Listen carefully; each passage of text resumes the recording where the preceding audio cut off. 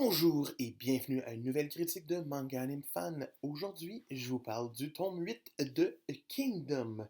Donc, un tome qui prend la relève après la guerre contre les Wei de la part de Qin. C'est le fun à dire les noms des peuples de la Chine de cette époque-là. Wei!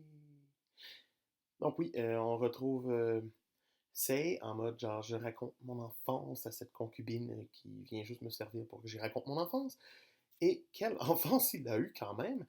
Euh, Au début, j'étais comme pas certain du flashback, j'étais pas certain du pourquoi on allait avoir tout ça, pourquoi c'est pas comme tout comme hein.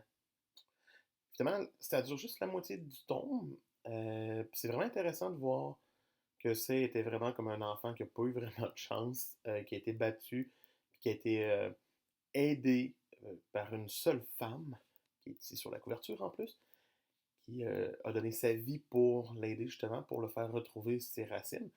Puis c'est quand même très bien mené. La mort de la femme est touchante. Ça vient quand même nous chercher de voir des gens qu'on s'attache étrangement en peu de temps mourir. Donc ça c'est la première partie du tome. Ensuite on a une attaque. On retrouve Shin en fait pour un petit chapitre humoristique sur le fait qu'il ne peut pas avoir d'armure.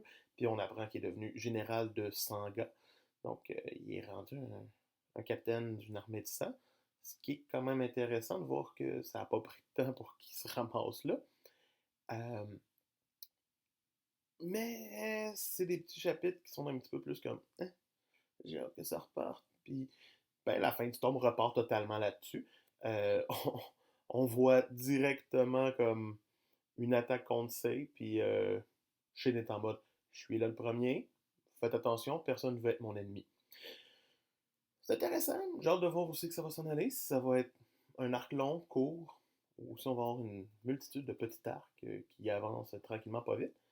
Mais pour ce tome 8, avec un bon flashback au début, qui, malgré le fait que je pensais qu'il allait être trop long, est à une bonne grandeur, le tome 8 se mérite la note de 17 sur 20. Et moi, sur ce, je vous dis passez une belle fin de journée et on se revoit bientôt. Bye!